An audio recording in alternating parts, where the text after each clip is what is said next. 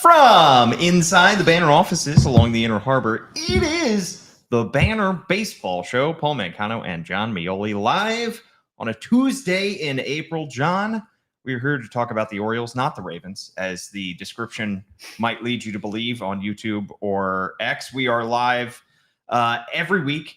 And sometimes, I also have the Banner Ravens podcast. Sometimes the text comes out looking like the Ravens. But for this episode, John, we're not going to be talking about the Ravens.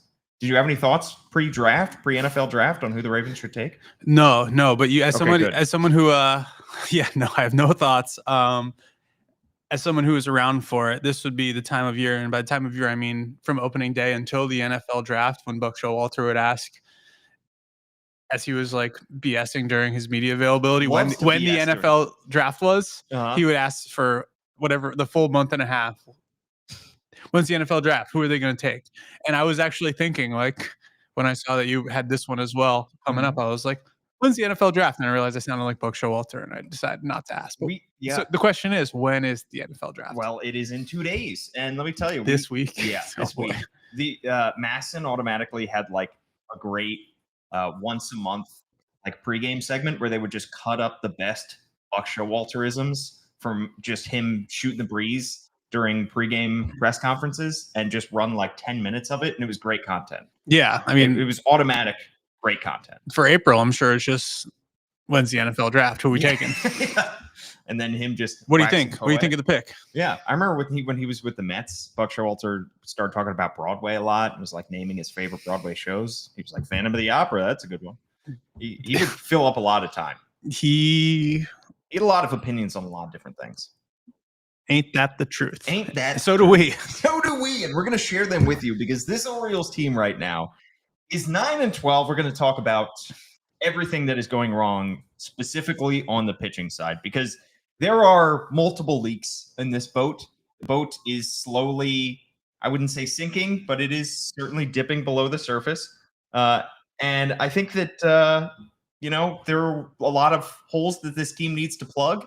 However, we're going to talk about the pitching problems because I don't care how many runs you score per game. This team, we said it last week, cannot survive. This team cannot be a winning team by giving up as many runs as they are. Yeah, and it's just the manner in which these runs are happening. I feel like every other night these games are non-competitive by the time the starter leaves the game, and that's not a way to instill confidence in your pitching staff as a whole. That's not a way to instill confidence in your offense. That's not a way to, it also turns out it's the same pitchers that are coming in to play out the string in these games, and they know what their role is. They're not enjoying it clearly because they're pitching poorly. Yep. It's just a cycle that seems like it's really hard to get out of, and it's undermining a lot of things right now. Like this team, last time we did this, I think they were 3 games under 500. They've been 3 games under 500 back and forth for a while. Things record-wise aren't getting worse, but it seems like the lack of it getting better means that it is getting worse. Yeah, I mean, at some point, these players expected to be playing better. These players expect to be playing on a better team. And with each game that passes and they are not doing that, it is increasingly frustrating. And for this team right now, it's the way that they're losing these games. It's the fact that a lot of these losses, i.e. 2 days ago, a 24-2 loss, are blowouts. It's not like we've used the phrase tread water a lot because of the number of injuries this pitching staff has incurred, and talking about if this team can just tread water until they get a lot of these guys back from the injured list. And we'll talk about why they may not be getting some of those reinforcements back soon. But if they can just tread water, the problem is when you are losing these games 24-2, that is sapping your confidence. And it's not like this is the team of 2 years ago that finished 3 years ago now that finished 4 games over 500 that, was pretty much around 500 most of the year. And then they went on that big win streak in the middle of July where they were competitive in every game. It was very rare that they were totally out of a game. On every other night, this team is completely out of a game. I mean, you get to the 5th inning and the game is pretty much over because the starting pitcher has imploded. Yeah. Or the defense has suddenly lost you a game and all of a sudden it's over. And so that is what is scary to me, is you see the floor for this team, and it seems to be a lot lower than we might have thought coming into the year. Yeah, and I think that they lose a lot of the benefit of the doubt when they're losing like this. Yeah. And this is the type of thing that, when we say has consequences, I don't think that it's time to panic. I don't think it's time you have to do something, but you have to do something because someone cannot just run out there and give up 7 runs every time they touch the mound every 5 days. There's a credibility issue if you're asking people to play better and you are letting 26 guys shoulder the burden of these losses. And Charlie Morton said a lot of this himself. This is not something that I'm talking out of school. He said a lot of this himself, but this feels a little bit like, and you mentioned it last week when, the Cole Irvin day when there was just all of a sudden it was okay, you know what? No, they took Cole Irvin out of the rotation. They made a bullpen swap too. I think that was when Yennier Cano came up, and in early 2023. I think it was 2022. Trade was he was on so early 2023, and they made a couple moves. They're all right, we got to do something about this. They fixed the problem they had, and they also gave someone who they thought was good a chance. That was Yennier Cano, and he ended up being an all-star. These are the types of things where the momentum can shift if you do something to divert the course that you're on. And there's not a lot of diversions available outwardly, and I think that's part of the issue. Yeah, that offseason before the 2023 season, the Orioles traded Darryl Hernandez for Cole Irvin. And I think they may have thrown in another prospect in that. They got another prospect. That's right, a pitcher. Yeah. So it wasn't a 1-for-1, but they made that move expecting Cole Irvin to be a member of their starting rotation. And he started out the year giving up 6 earned runs in his first start, then 3, then 6 again. And it was April 13th, and the Orioles pulled the plug. Yeah. They optioned him down to AAA because it wasn't acceptable. And the Orioles are reaching a point where some of this is not acceptable. And you tease Charlie Morton. That's what most of our podcast is going to be about, because we're now 5 starts into the Charlie Morton experience right now. And it has gone exceedingly poorly. And you wonder how much longer the Orioles can keep doing this. And quite frankly, I don't think they can do this in its current format longer at all. I don't think Charlie Morton should be starting his next game for the Orioles, which would be this Saturday. He's 0-5 with a 10.89 ERA, 20 2/3 innings pitched. He's given up 5 homers. He's walked 15, struck out just 21. Opponents are hitting 400 off his signature pitch, which is his curveball. This kind of reminds me of, John, you and I recall our early days covering this team, Chris Tillman's last couple of years in Baltimore, where he went from a very solid middle of the rotation guy, probably too high in the rotation for those teams, but 3.77 ERA for Chris Tillman in 2016. Then all of a sudden 7.84 in 2017. The Orioles kind of thought that might be an anomaly, and so they brought him back, and then he had a 10.46 ERA in the disastrous 2018 season. Yes. The cliff comes for everybody, and it comes at a time when nobody wants it to, nobody expects it to.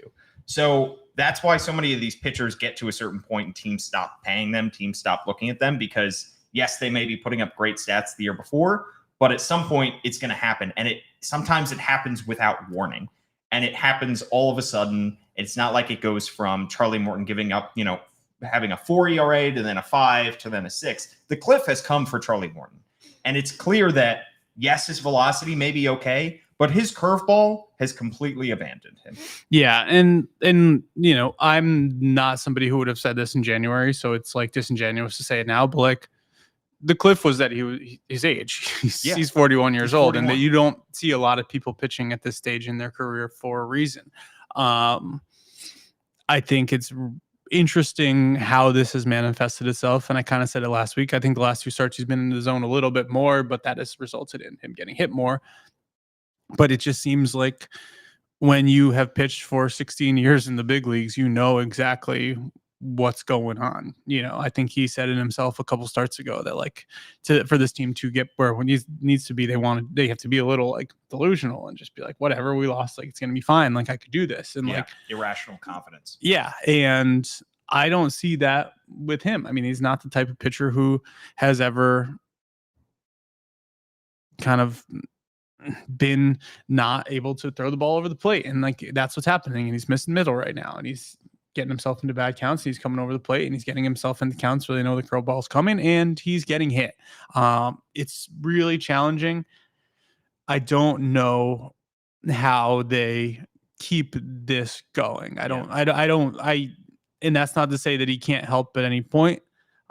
He's just not helping right now. And I think that, this team could sweep the Nationals and be 500 and be on, they could win all 4 of their next 4 games. And you would end up in a position where like there would be a backslide if Charlie Morton goes out in game 5 and the team gets a little momentum and gives up 6 runs in 2 innings. You're thinking about the same things. You're like, it would be undermining everything good that's happening to the extent that good things can happen still. Yeah. He is not just not giving them a chance to win a game, he's actively losing them games. I mean, when he's coming out of the games and they're losing by 6 runs, that's not a winnable game. Yeah. And so they are throwing away games once every 5 days. And like you said, Charlie Morton has acknowledged all this. He has acknowledged that this is a major issue and that he is dragging the team down. And I give him so much credit for repeatedly standing in front of the media and talking openly and honestly about the struggles that he's had and accepting all the responsibility. It's not necessarily his fault that he's 41 at this point. It's not his fault the Orioles gave him $15 million. He talked about in the offseason, he really did think about retiring. He's thought about it the last few off seasons, and the Orioles offered him $15 million, and so he decided to come back. Yeah. And the thing is, with these $15 million deals, these one-year deals, you're going to get a clunker once every now and again.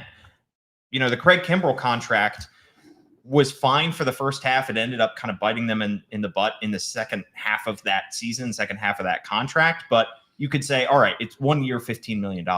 The problem is for anybody who says there is no such thing as a bad 1 year deal, it's a problem when you rely on 1 year deals. If Charlie Morton were signed to be, the 6th guy in this rotation, should somebody go out and be, miss time with an IL stint, that would be more palatable. But the Orioles signed Charlie Morton to a 1 year, $15 million deal with the expectation he would be inserted right into the rotation. Grayson Rodriguez went down. Charlie Morton was the number 2 starter.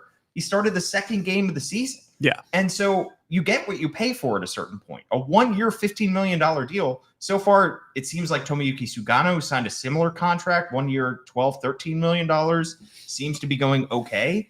But 1 out of every 3 of these deals is going to fall flat. And the Orioles could not have afforded, because they didn't sign Nick Pivetta to a big deal. They didn't bring back Corbin Burns. They didn't add any pitcher to a multi-year deal. They could not have afforded to miss this badly on a starting pitcher in free agency, and they appear to have whiffed completely. Yeah, and I think Charlie Morton's presence on this team is made more difficult to stomach by the fact that he seemed like the Corbin Burns pivot. And that's not to say that he was signed to be the Corbin Burns. I'm mad at myself for saying Corbin Burns. I'm so sick of hearing about Corbin Burns and like what he was like, literally like, can we stop? Like not we, just in general, like it's over. He was signed. He was traded to be here for 1 year. They offered him more money than any pitcher's ever had. The idea that he shouldn't have taken that is like the idea that anything happened other than he wanted to pitch at home.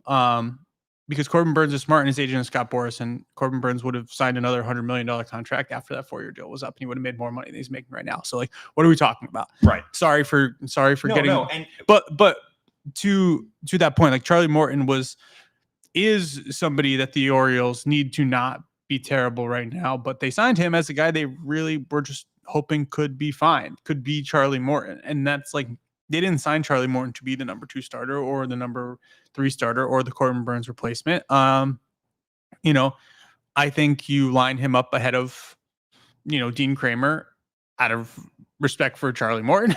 I think, Sugano pitched after him. They needed Charlie Morton to just be Charlie Morton, which is not, nobody would have said, oh, he's going to be like the anchor of this rotation. They had a couple guys who when they signed Charlie Morton would have fallen into that category. Zach Eflin is somebody who you feel like you can rely on. He seems like his shoulder hurts every once in a while. And like, that's kind of a red flag because Grayson Rodriguez's shoulder hurts once in a while too. And that's usually takes a little longer for him to recover. So we're talking about two people who would have been slotted in above him. I think the idea that Charlie Morton is somebody who they needed to be really, really good and he's really, really bad he's pitching really, really bad is something that like there's a huge gulf in that. But like the whole idea of this pitching staff is you just needed everybody to be fine. You needed them to do what they're supposed to do. And like, I think you can say Tomoyuki Sugano is doing close to that. You know, I'm fascinated to see where we are with him in like a month because he could be just somebody who can't pitch to the Blue Jays. He could be somebody who needs to get like, you know, get experiences under his belt to figure it out. You know, he had his first big league start. It was not that great. He had his second one on the road. Like he knew what to do better. Has his first home start to literally no fanfare and like it was jittery. And then he has a second one and it's good. So I'm interested to see how that works out. But like Charlie Morton being pitching to the level he is an issue because it's below a low bar. And that's where it gets dicey to me. And that like you didn't, and I guess if you have like a high ceiling, you have a higher floor, but like we weren't talking about a super high ceiling, but I don't think anybody expect this to be the floor. But there's a reason that people don't pitch at this stage in their careers. Exactly. One more thing about Corbin Burnes before we kind of put this to bed. as John, but here is my issue with us continually bringing it up. And I know we had to cover it. We had to talk to Corbin Burnes when he came back, you know, when he pitched against the Orioles again, or he didn't actually pitch in that series, but when his team played against the Orioles again with the Diamondbacks, he did want to go home. The Orioles probably should have offered him more years, but I think the Orioles also understood that what Corbin Burnes and his agent, Scott Boras, said was true, that so long as the Diamondbacks offered him what he thought a fair deal, he was going to take it. So the Orioles were not going to get into a bidding war where they had to outbid the Diamondbacks by $100 million. That just wouldn't make a whole lot of sense. So it's pretty clear that he would have probably taken less money to go back to Arizona. He was just looking for a fair deal from Arizona. He got that in a $212 million deal, and he took it. And so it's not necessarily that the Orioles didn't bring back Corbin Burnes, because Corbin Burnes has also gotten out to a little bit of a slow start in Arizona. It's that they didn't do anything better than Tomoyuki Sugano and Charlie Morton. And so that is the issue there. It's not, we put a name to it and we call it Corbin Burnes, but it is just a larger issue that the Orioles did not do enough to replace Corbin Burnes. You don't get Corbin Burnes back, fine. You were not expecting to really get him back. You had to do more than what you did. In terms of Charlie Morton and the next steps here, John, I don't think the Orioles can send him back out there next Saturday because it seems like he has lost that irrational confidence. It seems like the team has pretty much lost confidence in him to be able to go out there and win games. I think you have a few options on the table. I think in order, they are an IL stint, whether something comes up, something magically appears that he is forced to go on the injured list with. That is probably the first step in order to get him some days off his feet, get him some days in the pitching lab, and figure things out. I think the next thing is, because you would have to ask him for this, you would have to get him to agree to this, but try to send him back down, try to option him to AAA Norfolk. I'm not sure if at 41 years old he wants to go back to AAA. And of course, he would have to sign off on that. Third option is, if neither of those first two options work, talk about moving him to the bullpen. See if you can get him for a couple innings here or there. We've seen a couple innings at a time. He's been fine. He's going to be your mop-up guy in the bullpen. Yeah. The fourth option is he is removed from the roster and he's cut. To me, those are the only options that you can take with this team, because I don't think that Charlie Morton should be out there on the mound starting another game in 5 days. Yeah, it's all pretty fraught. You know, the bullpen one seems like something they can do because when Zach Eflin comes back, I think you can pretty reasonably say that, you know, You can bring Brandon Young back for another start. You can give him an extended look to the extent you need to do that. Which you probably will need to do. Yeah, that. you will need to do that because he's the only healthy starter on the roster. Yep. That's not on the team right now. It just feels like, there is a lot of value to like low pressure moments and like not pitching when you're, coming in those like the situations that Charlie Morton will get used out of the bullpen, but they would be games that ultimately are probably going like the games that Charlie Morton started, which are not like favorable situations. And him coming into a game where the Orioles are losing by 6 runs in the 3rd inning and trying to like find his way again is bless him if it works out, but like, but there's a way for that not to work out and for it to compound and it to be like, we're still throwing this guy out there. Oh my God, where's Corbin Burns when we need him? So I think I don't know. It feels like this is a movement day. It really feels like that to me, in that like whatever they decide to do, like we're gonna find out today. Yeah. Because it is in the Orioles' best interest to get another pitcher up here for the same reason they optioned Brandon Young after his start, because they knew they couldn't use him for 4 or 5 more days.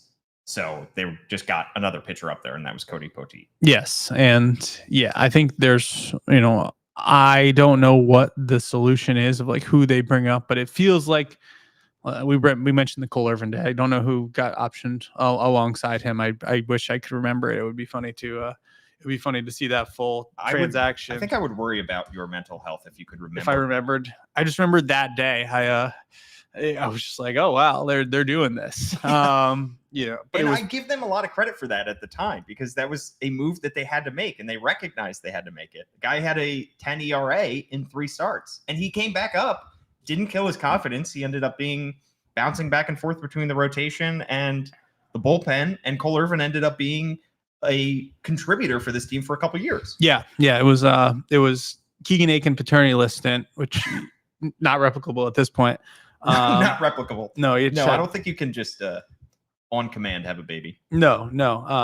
And they brought up Spencer Watkins and Yennier Cano. And we can. I'm just not going to talk about Spencer Watkins. Probably not. Let's move on. Probably not deserving. All right. I'm sure he's available, but that's terrifying to hear. Yeah.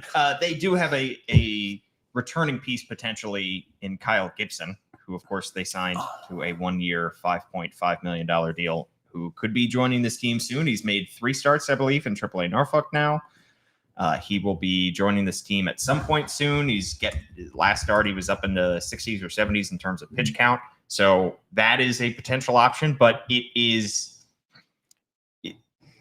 not speak well of this team that we can't come up with a suitable replacement for a guy who has a 10.89 ERA right now. Yeah. I mean, this early in the season. Kyle Gibson pitched in Aberdeen on Sunday. He pitched 5 innings. Charlie Morton pitched on Sunday. That means they're on the same schedule. Yep. It feels like that is a very tidy solution to that problem. He threw, as I'm looking at it now, and talking slowly, Kyle Gibson threw 78 pitches. Get him up here. Yeah. Like get him up here at this point. Yeah. This rotation right now is in dire straits. It's not just it's not just Charlie Morton, but right now a 6.11 ERA for the staff. Dead last in baseball, 5.51 fielding independent pitching. To me, Cade Povich is not exactly pitching like a big leaguer right now.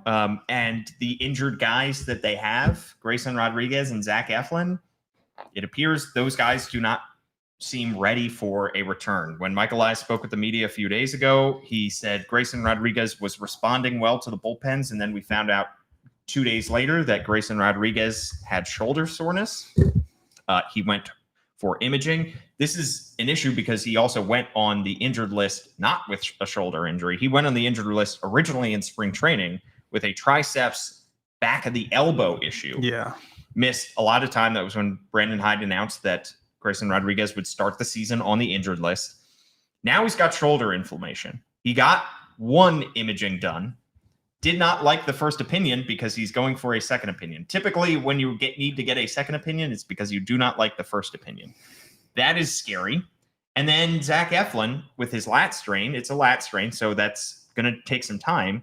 Mike Elias said, I'm hopeful that his stay on the injured list will be measured in weeks, not months.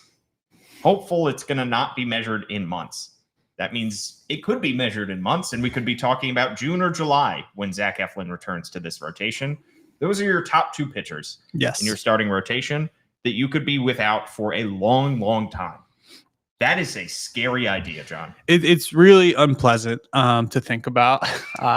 Grayson Rodriguez, we haven't received any specifics, but this is somebody who's missed parts of the last 2 seasons with like a lat issue, or 2 of the last 3 seasons with a lat issue in the shoulder area. I'm not a shoulder expert. Like we've said, that's Danielle Allentuck, who knows everything we need to know about that. Correct. We can start phoning a friend and be like, tell us about shoulder injuries. She's going to be on the podcast, I think, next week. And I think 20 minutes of our discussion will be about shoulder issues. Love her it. Taking us through the anatomy of that. Love it. That'll be a must listen. And that kind of the typical severity of those injuries makes Zach Eflin's feel tricky. I think those pitchers coming back would be like the moment that you would say, all right, like let's get this team into gear. I don't think at this point we have any idea when Grayson Rodriguez is going to come back, and I think it's less of a when and it's more of an if right now, which is a pretty unpleasant thought to have. But as we're talking about the fragility of this staff, I just want to throw something out to you. Please. If you remove Charlie Morton, Cianel Perez, who has just been an absolute disaster this season, I don't think there's any way to say it. And then like the 8th man in the bullpen spot, this staff's ERA goes from 5.43, which is the worst in the big leagues, to 3.59. That's crazy. It's insane. And but those have all resulted in losses. Like every time those guys have given up a ton of runs, the Orioles have lost, and that means something. So you can't just erase that. You can erase the players from the roster at some point if you need to, and you can try to get somebody who's not going to do that. But for there to be such an impact of like a handful of guys speaks to the point in the season we're at, where like these things can change quickly. But it's striking to me, and that's why I think that I don't know how you get through a season without both, or at least one of those Zach Eflin, Grayson Rodriguez combo being kind of anchoring it. But the idea that if you just make a couple adjustments and like something fine comes in, I kind of live in that world where like you could probably be okay, right, if you're not having guys who are giving up like 3 runs every inning they pitch. I think the question is, can you bring something fine in? Can you bring in who is replacing those guys? Yeah, and who is replacing Charlie Morton in the rotation? If it is Kyle Gibson, I have my own questions about whether Kyle Gibson can come in and step in and be fine. I mean, he just threw 78 pitches in high A Aberdeen. Yes. Last year with the St. Louis Cardinals, he had a 4.24 ERA. 2 years ago with the Orioles, 4.73. He's also 37 years old. Maybe this year is the cliff year for Kyle Gibson, just like it is for Charlie Morton. Yeah, it used to be that, guys in their mid-20s who couldn't hang in the big leagues came to Baltimore and then hopped a flight over to like Japan or Korea. Maybe it's just like guys in their mid-30s or early 40s. Now it's like they shifted like the end of the line station from guys who are going to go pitch in Korea to guys who are going to go not pitch anymore. Yeah, I mean, if this team were replacing Charlie Morton in the rotation with Zach Eflin, I would say, all right, I feel like that's at least another winnable game once every 5 days. But I just have my own questions about Kyle Gibson. And the problem also is Kyle Gibson was billed as a better Jordan Lyles when he came to Baltimore in the vein of an innings eater. He has thrown a lot of pitches, a lot of innings in his career. Last year, almost 170 innings for the Cardinals. Of course, with the Orioles, almost 200 innings in 2023. If he is not fully built up, is he going to be able to chomp down on the innings in the same way that he has been known to do in his career? Yeah, that's something that you don't want him to be building up during the game. But I feel like, I think we dug into it. Like when he signed, we're not talking about somebody who goes out there and gives up 7 runs every time he pitches. And I'm not saying no matter how it's going, but like, usually Kyle Gibson keeps you under 4. Yeah. Almost regularly, almost like very, very consistently. So again, that is the type of thing where if you have other guys who are cushioning that around him, who are going a little deeper, this bullpen is equipped to cover 4 innings of in competitive games on a night. They can do that in a way that I think is surprising to a lot of people. Like, part of the reason that the whole staff's ERA goes down when you take out those guys is because there's a lot of people in the bullpen who have pitched pretty well.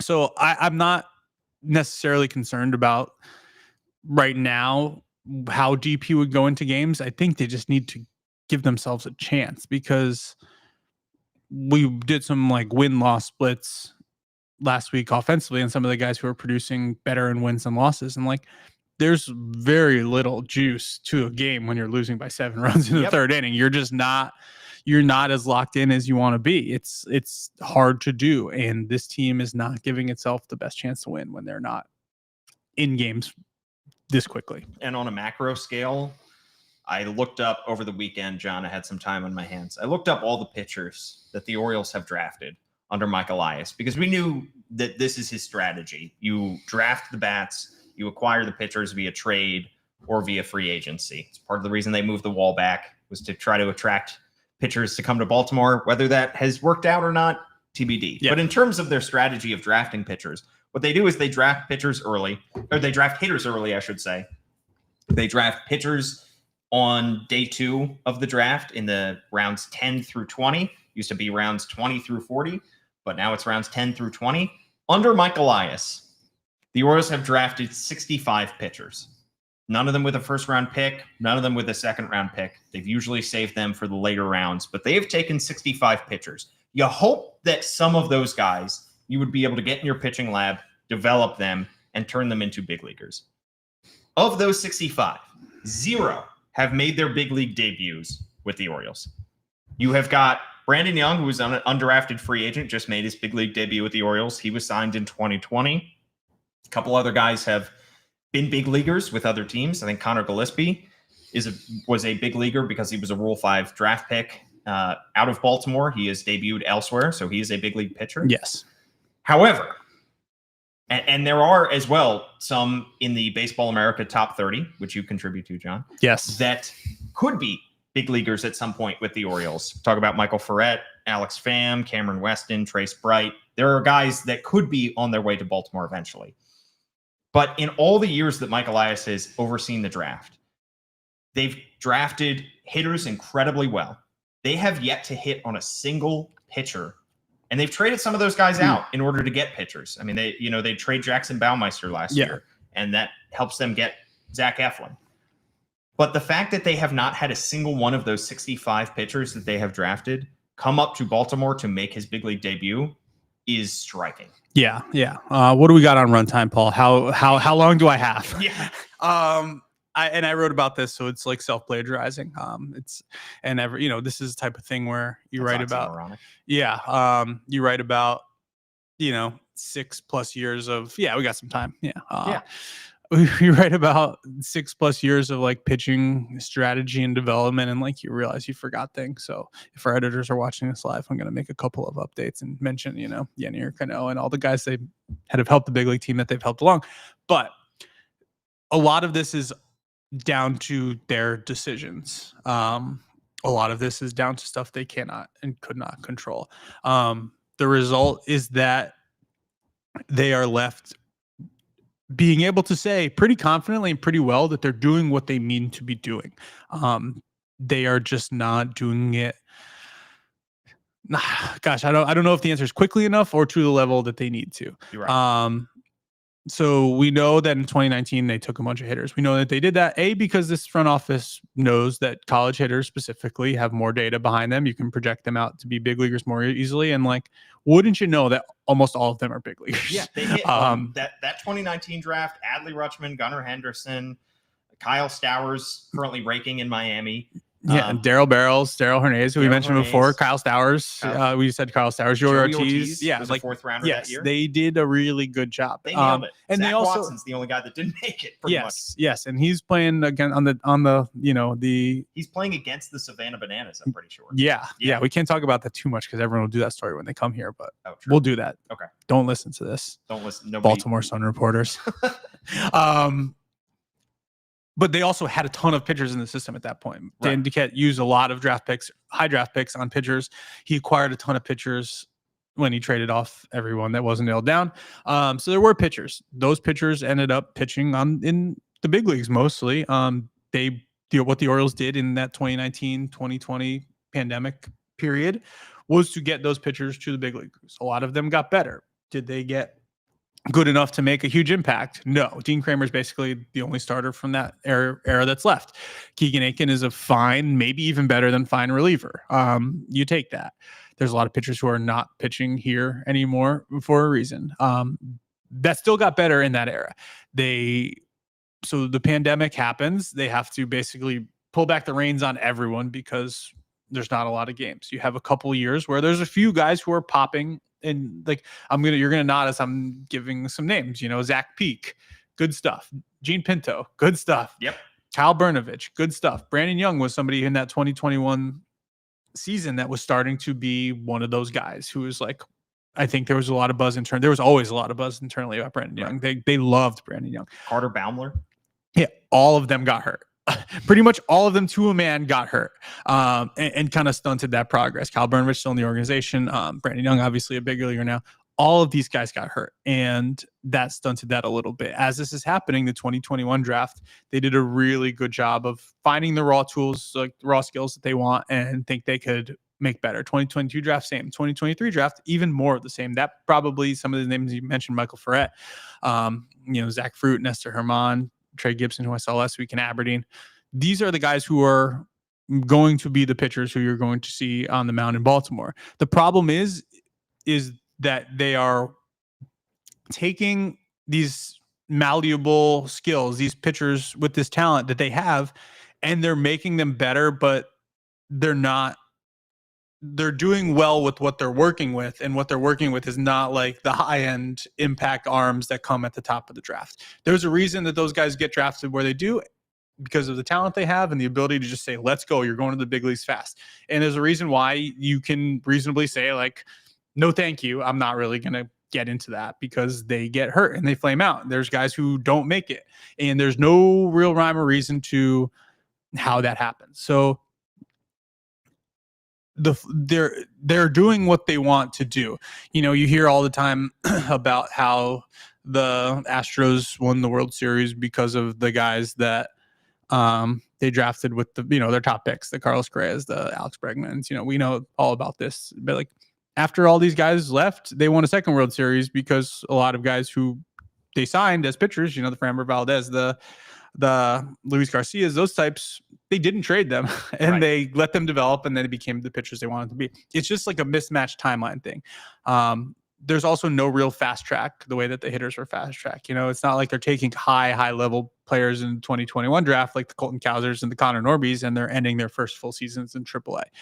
They're a little more aggressive on the pitching side than they have been in the past. Guys don't spend too long at a particular stop if they don't need to, but like, even if I'm just going. No, this is great. But so we talk about those like 2021-ish pitchers, Trace Bright, Alex Pham. I think Trace Bright might have been 2022. Yeah.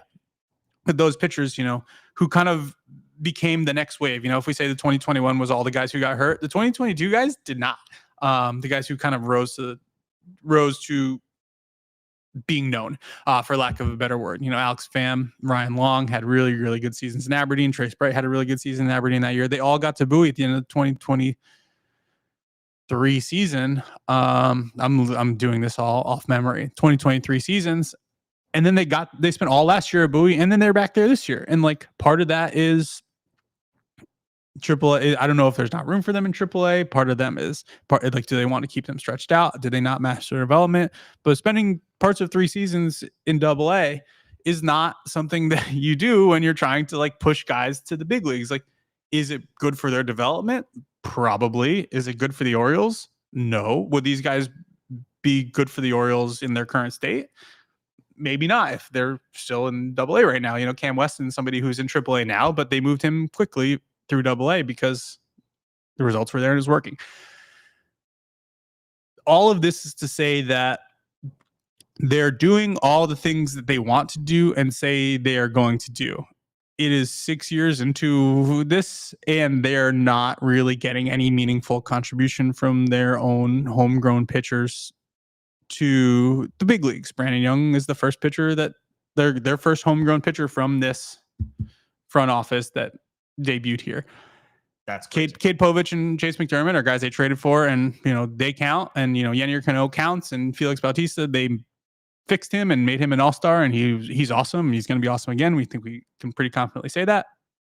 They get credit for all the things that they've done, and there's just a gap in how they want this to go. If you don't want to be spending tens of millions of dollars a year on free agent pitchers, you need to have a better way to have that kind of talent. And we could be sitting here and gosh, I can't even imagine sitting here in like 5 years talking about this stuff still. Not to say that I don't enjoy talking about it with you, but I just, I think we'll have answers by then. Yeah. That doesn't help this team right now. That doesn't help this team right now at all. I don't know what can help this team right now. You look at AAA and you're like, oh, maybe. But like, and maybe some of these guys who are in the Bowie rotation right now, it's just like, look, you got stuff and we need you. So like Zach Fruit, I know you're still working on stuff, but like get up there, go throw 100, like have fun, see where it goes. I don't know if they ever get to that point where they're like, YOLO, we just need this. Like my gut says they probably won't, but unless they do things out of character, which is take like a stuffed monster in the first round who's like from a big school and they could just like push to the big leagues quick, there's not really a solution unless they say, all right, like we have a development plan for you and we also need pitchers. So like you're not ready to be in AAA, but you're going to AAA because we need you to be ready. I don't know they're going to do that unless they do stuff that they're not predisposed to do. I'm not really sure what the homegrown solution is. And that's where I kind of have landed on this. It's like they're doing all the things they want to do, and I think they're doing everything well. The amount of weapons and pitches these guys are adding are impressive. The improvement that these pitchers on the farm are making are impressive. And unless you show nobody cares. Right. Nobody cares. I used to say as they were rebuilding, like, yeah, it's really nice you're doing all this stuff, but like there's a lot of people that turn on Masson every night and want to see the team not lose by 10 runs. Right. Here we are again. Like it's all well and good. And there's a lot of people that want to see the team not lose by 10 runs. Yeah. And the solution to that is not coming from the farm right now. Yep. Well said. How long did I talk for, Paul? Let's see. That was 40 minutes. No, it was a good long time, but that's a great summation of where this team is at. And it's a great summation of their strategy and how their strategy has played out. There are a lot of different ways for you to acquire pitching, but when you put so many of your eggs in the trade for develop basket and the draft late develop basket, you do miss some opportunities. And like you said, they're making the most of what they have, but when you don't invest these resources, whether it's high dollar free agents that you're signing, whether it's first round picks in top tier pitchers, you're only going to get so much. The bar to be a big league starter in baseball, I know right now on the Orioles, it doesn't seem particularly high. It's a very high bar. And so unless you take somebody who really has that ability, sometimes guys in the later rounds pop, but they have to have a baseline level of ability. They have to have a certain,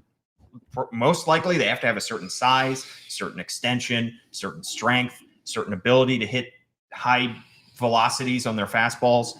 And unless you take those guys, invest resources in those kind of guys, it's difficult to then turn somebody with lesser talent, with lesser size, with lesser skill into a big league starting pitcher. Maybe you could eventually turn them into a trade piece like a Seth Johnson, who you traded for and then sent out.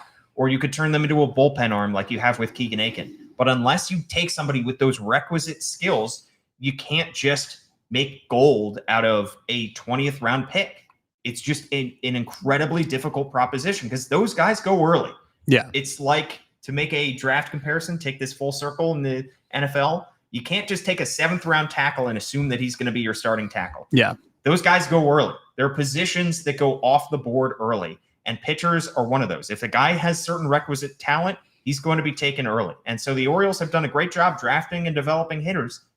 We haven't seen it yet with the pitching. Yeah, and one thing that I'll add, and this is also something I'm going to talk out as I'm thinking about adding to the story. Like these guys, you can talk to scouts, and scouts are meant to say like, that guy's not a starter, because it's really hard to be, like you said, a huge, like very high bar to be a big league starter. A lot of these guys have like starter quality pitches and like elite shapes and tools, but like if the 2027 Orioles have 5 stuff monsters that are just in the bullpen and are going to be in their bullpen for half a decade going forward, that's valuable because those are cheap, like fungible, like up and down type things. Right now, this team has like a $30-some million bullpen because they're paying Sir Anthony Dominguez a lot of money. They're paying Andrew Kittredge a lot of money. They're paying Gregory Soto a lot of money. They're paying Cionel Perez a decent amount of money, I think. Right. Felix Bautista is making a good amount-ish of money. Like, I don't know. I think Yannick Cano's in arbitration. But like, they're paying, like, they have an expensive bullpen. Right. And that is the type, I always kind of thought that like it would, they might not have been developing like the next like stud starters, but like if you just have like a stable of like a dozen guys who can get guys out and be up and down, and when they're not going well, you just send them back down and bring up somebody who is, like, that's cheap and that's valuable, and those are resources that can go towards a starting pitcher that you don't really have the stomach to pay now. Exactly. And you can maybe feel a little bit better about that because your pitching staff will still cost the same amount of money, but right. They don't have stuff monsters. Not right now. Right. They do not right now. And like when you have guys who are stretched out as starters and are working with like 6-pitch arsenals in Aberdeen, like those guys are going to end up, there's very little way that all of them can end up not being good enough to pitch in the big leagues. That's not helping the 2025 Orioles as we sit here on April 22nd. And that's unfortunate for all the work being done, but it's not anything that anyone wants to take any consolation in because this team's supposed to win now and they're not. Exactly. Well said, John. And if you liked hearing that, you can also read that. You can also read it at some point. At some point on the BaltimoreBanner.com, or you can subscribe $1 for 6 months. And you can also subscribe to John's newsletter, Inside the Dugout, where he keeps you up to date on everything Orioles, and we will keep you up to date as the Orioles head to D.C. for the Battle of the Beltways, perhaps the final year of the Masson Cup. We have yet to find out what the future of Masson is. But we will have complete coverage of that series, and hopefully the Orioles will climb closer to 500. Thanks so much for tuning in. At John Meoli is his handle. I'm at Paul Mancano. Please write us a 5-star review, and I'll read it out here on the show. We will be back at some point next week.